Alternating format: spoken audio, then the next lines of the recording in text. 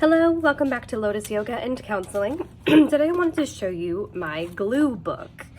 This is great to keep away from rabbits, first of all. But this came out of one of those little free libraries that might be in your neighborhood. And I was going to read it, but I didn't like the way that there are no indentations for the paragraphs. It was weird. It's just a weird book. However, it was perfect as a glue book. So a glue book is something that you can do without much intention.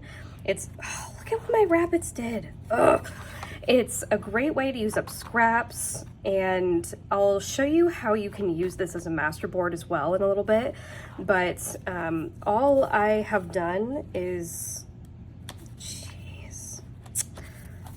gotta keep things away from those rabbits. All I have done is taken little scraps of things and pasted it on in a way that at the time made total sense to me. And this is a great way to relieve anxiety because you can rip up the paper, you can swipe glue all over it, tape things down. The motions are really nice. And then as a master board, let's say I wanted to make a tag or use this as the background on one of my journal pages. All I need to do is rip this out, which is another reason I liked this book, was because of the way it was bound with glue. You can just rip the page out and cut it up as you want to. And then if anything is kind of lifting off the page, once that has happened, you can always Mod Podge it down. Here I was playing with a doily, a little flip up that you could write on. I had some adverts from I think the 1920s or 30s that I got at an antique shop. And then this was its own separate little ephemera, little cluster that I just glued down. But if the page is thick enough, you could sew right through it. Here's another one that was put in with a brad before I glued it down. A playing card. And this ribbon is really good for creating texture. I got that at the dollar store.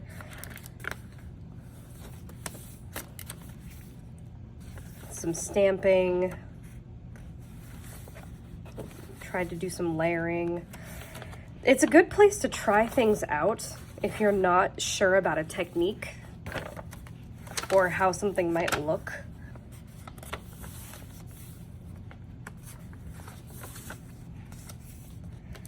So here I was playing around with some gold leaf.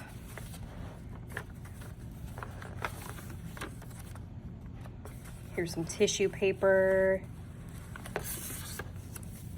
For a little while when I first started junk journaling, I was doing a lot of printouts. I definitely don't do that anymore.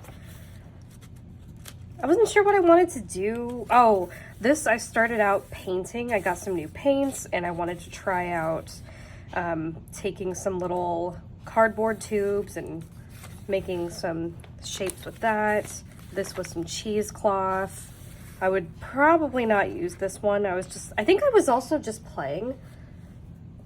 So maybe you never have an intention to use it, but sometimes you want to make art just for the sake of the process. So I use this, I think it's called a stencil brush, and I just dabbed some various colored paints on it. I might have done a video where I made this one. What is this? Oh, it's a weird paper. This is actually crepe paper.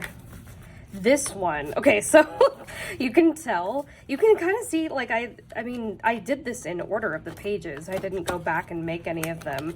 So you can see how my process changed. It's really scrappy, and then it was layered, and I got, that tape that has dimension to it and started making things more dimensional. This was me trying to get some ink out of my dauber.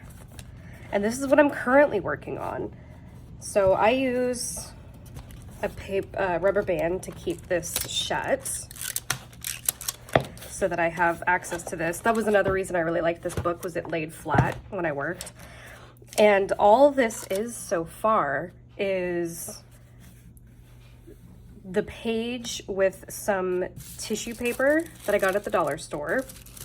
I have 2 strips of cardstock or scrapbooking paper.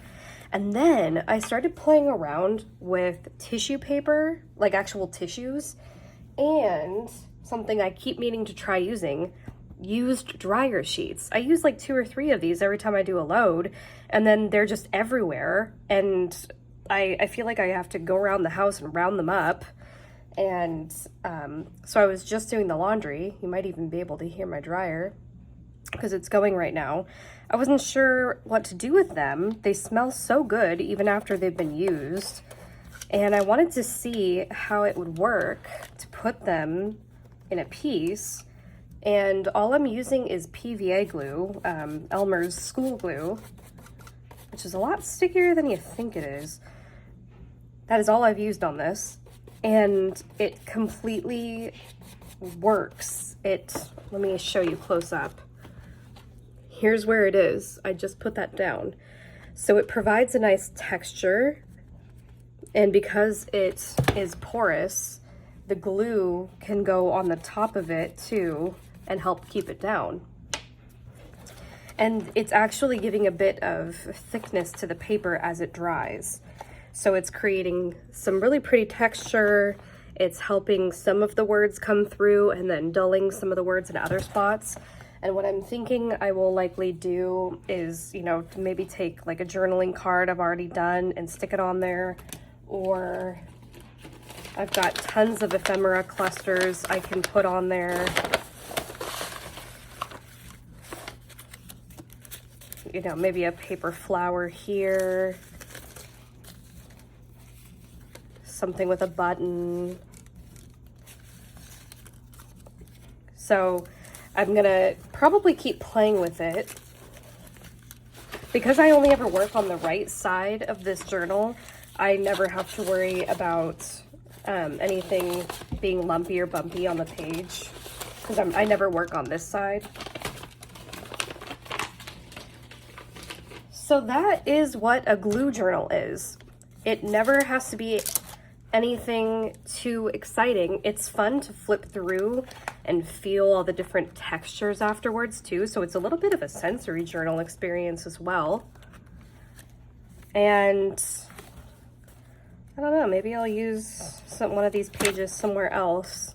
I am absolutely in love with this one that I did. This one, the only prompt I used for this one, I don't normally do a prompt, but this one, I wanted to explore my feelings via color, and I felt like I was green and like this really pretty like beige kind of vintage photo color, and this is what I came up with, and I absolutely adore it. And I enjoyed sometimes I enjoy the process more than I do the outcome, but this one I enjoyed both. So going by color was a really good way to do that. And then I kind of tried to do the same thing on this one, but it didn't turn out quite as well. So there was some sort of magic in the air when I made this one. And I feel that one with this one as well, playing around with the different textures. So I hope that this gives you some inspiration. Again, great way to relieve anxiety, practice mindfulness, because you can only work on this, and enjoy the experience of it rather than the outcome. But if you experience the outcome as beneficial, then all the better. Send this to someone who you think would appreciate it and enjoy it. Like, subscribe, and I will hopefully be back with more content soon. Thank you so much. Take good care. Bye-bye.